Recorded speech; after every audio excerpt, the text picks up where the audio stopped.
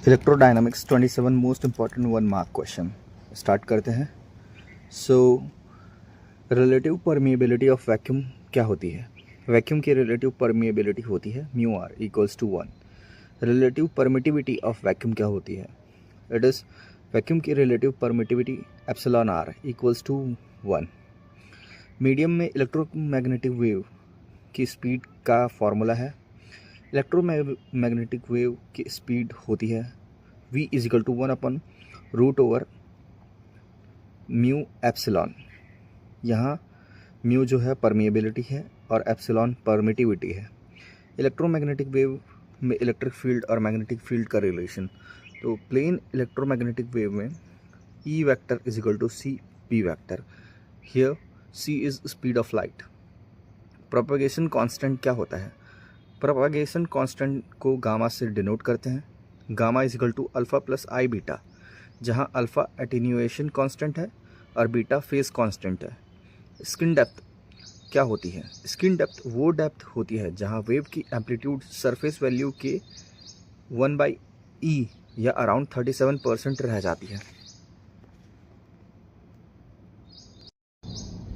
अब electric field की wave equation होती है del square E vector equal to mu epsilon del square E by D T square del T square.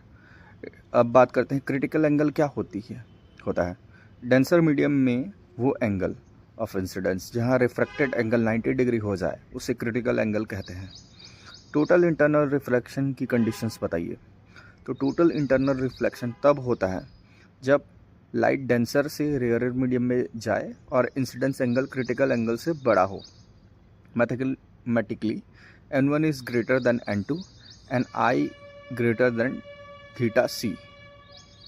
Then Brewster angle क्या होता है?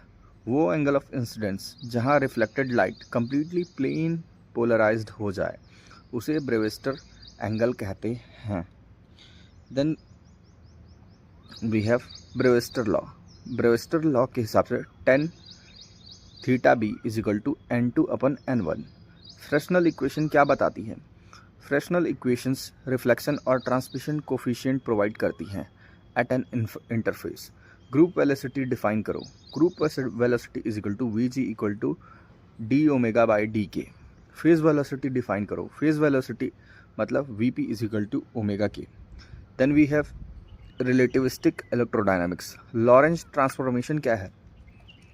Lorentz transformation दो inertial frames के space और टाइम कोऑर्डिनेट के रिलेशन को डिस्क्राइब करता है।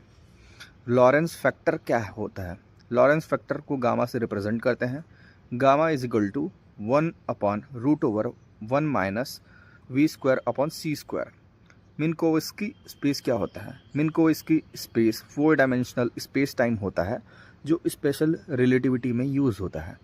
4 वेक्टर क्या होता है? ऐसी क्वांटिटी जिसके 4 कंपोनेंट्स लॉरेंस ट्रांसफॉर्मेशन के अंडर ट्रांसफॉर्म होते हैं उसे 4 वेक्टर कहते हैं। डी एलम्बर्शियन ऑपरेटर क्या होता है? डी एलम्बर्शियन ऑपरेटर में square bracket equal to del square minus 1/c² D del square by del T square. Relativity में इनवेरिएंट क्वांटिटी क्या होती है? स्पेस टाइम इंटरवल इनवेरिएंट होता है रिलेटिविटी में, which is equal to s² equal to x² plus y² plus z² minus c² by c² into t², या फिर s² equal to c² t² minus x² minus y² minus z², ऐसा लिख सकते हैं। Then we have relativistic momentum क्या होता है? Relativistic momentum p equal to gamma m v। Then we have potentials and radiation. Vector potential और magnetic field का relation क्या है?